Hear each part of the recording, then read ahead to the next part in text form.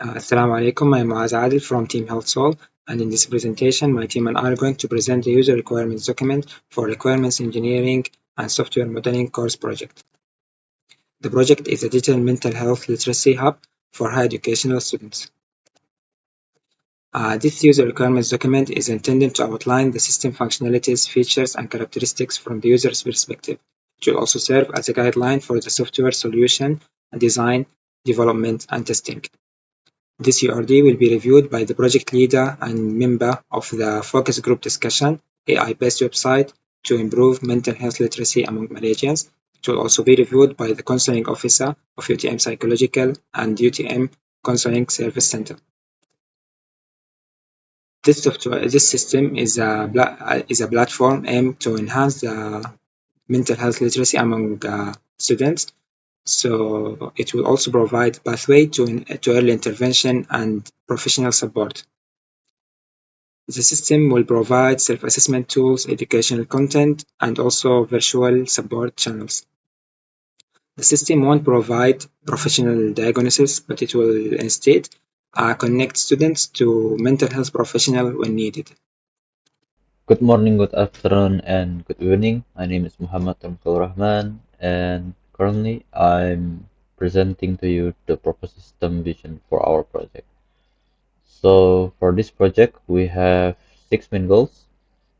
The first one will be the chatbot, the second one will be self assessment, the third one will be the educational content, the fourth one will be automated mood tracking and journaling.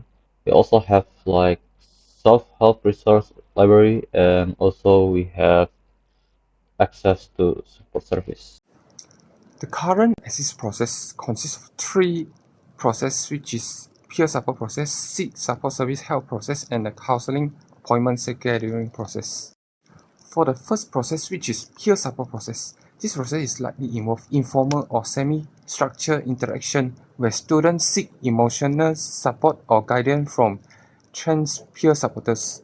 However, this process faces several barriers such as lack of anonymity, limited accessibility, and inefficient coordination.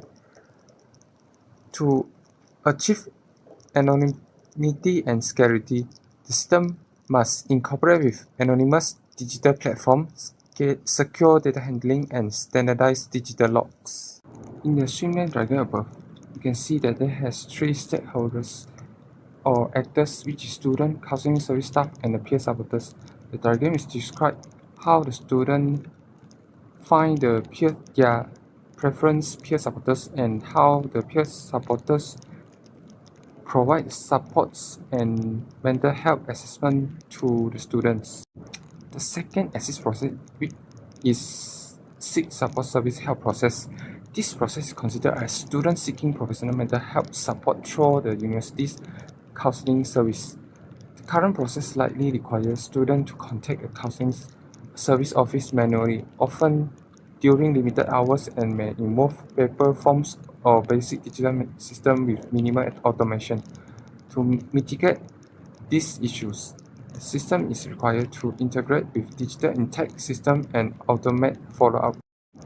Streamline diagram for seek support service help describe about how the student to seek the support from counseling service office and how they get the support from the counselors. The third assist process is counseling appointment scheduling. This process focuses on how students schedule appointment with counselors. The current system likely involves manual coordination through counseling service office using phone, call, email, or in-person visits. Scheduling conflicts, limited counselor availability, and lack of automation are common challenges. Streamline diagram for counseling support service allows students to make an appointment for counseling service support, and it describes how the counseling service staff allocate an available counselor to the student and how the counselors receive confirmation and prepare for the schedules section. In the to be or proposed system, we have six main processes: self-assessment, educational content delivery and personalization, chatbot, automated mood tracking and journaling, self-help resource library, and virtual conferencing meeting. The self-assessment process will help the students identify early symptoms and indicators for treatment needs. It will also provide multiple assessment tests and automatic evaluation. We can see here the swimlane diagram for the process. It has three main actors: student, system, and mental health professional. The process will start with the student selecting a self-assessment test from the options. He will then complete and submit the test. After that, the system will evaluate the answers and generate the results and save them in a database. If the results indicate treatment need, uh, the system will show an option to contact mental health professional alongside the results and feedback. The student will receive the results and feedback, and if he chooses to contact a mental health professional, the system will forward the case to a professional. After that, the professional will receive the student case alongside the test results. Next, you can see the educational content delivery and personalization process. It focuses on improving the mental health literacy for the student. It will deliver educational content alongside personalized recommendation. As we can see here, the swim lane diagram for the process, it has three main actors: mental health professionals, the system, and the students. The process starts with the professionals creating educational content and uploading them to the system. The system will then receive the uploaded content and store them in a database. After that, the system will retrieve the student information from the database and send them to an AI recommendation engine to analyze the student information. The AI will generate a personalized recommendation, and the system will deliver this recommendation to the student. The student will be able to browse and access the content and engage with the content. The system will track and save the progress of the student and save it in the database. The student will be able to view his updated progress. The chatbot process will be used to help the students in handling their own mental health problems, especially a non-severe one. The chatbot will help the students by giving them a recommendation resource as well as recommending them goals. As you can see here, the as you can see here, this is the streamline diagram for the chatbot process. Okay, hi, my name is Satish Rao. I'm Lucky Mahendra Rao. My matrix number is A23CS 80121. So today I'm going to present my proposed to be process, which is the first one is automated mood tracking and journaling process. So by automated mood tracking and journaling process, it helps students to monitor their emotional well-being, where it will track using through input of the user, where in the system they need to input their mood by rating their mood, what rating they give to the mood, then by also selecting the smiley faces. And so so automated mood monitoring journaling allows users to monitor their emotional well-being on daily basis, and the information is captured by the system via wearable integration and device telemetry, such as their activity, their level, or their sleep too. So then the results are inspected by the AI. So the AI will inspect the mood and the journal to identify the emotional tone, what kind of problem they are in, and else. And finally, it will generate goals. So based on the user input, it will track the pattern and alert the therapist if needed. So this is my swim lane diagram. So the student will start the program. Then in the system they will prompt mood input, where they'll input the user will enter their mood and they will write the journal, and the journal will be saved under it will be saved in journal database. So after it is saved, the AI will do its work, where it will analyze the journal and generate the log. So when AI is done with analyzing the journal, it will detect negative trend. If it detects negative trend, it will alert the therapist, and the therapist is alerted through notification, email, or in the system dashboard, and the therapist will start to review, will plan to do a patient review, and it will end.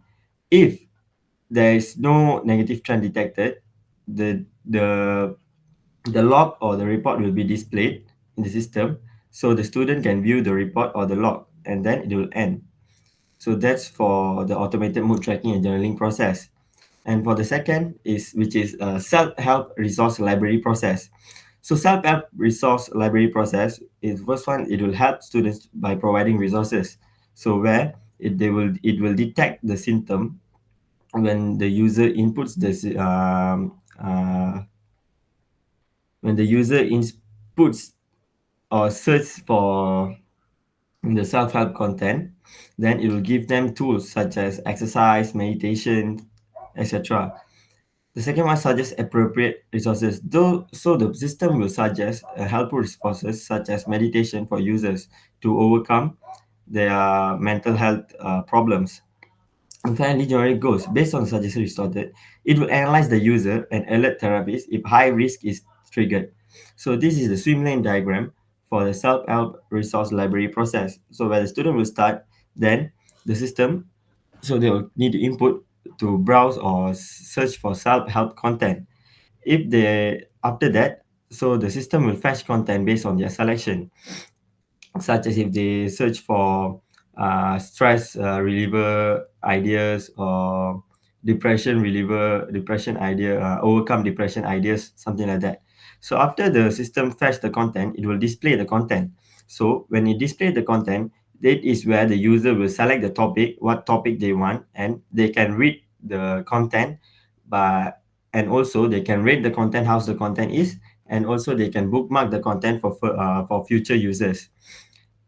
And after they browse or search the self-help content, the AI will automatically analyze the user mood and behavior.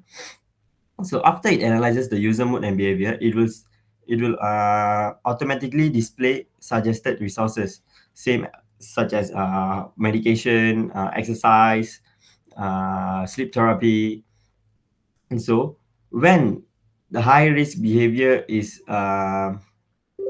triggered, so in the system, it will detect the behavior pattern, and the behavior pattern will be saved in the behavior database. If not, the system will end, or it will alert the therapist if the high risk behavior is triggered.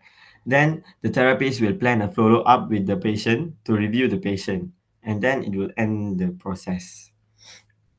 So that's it from my uh, process proposed to be processes, which is a self-help resource library process and automated mood tracking journaling process. Thank you.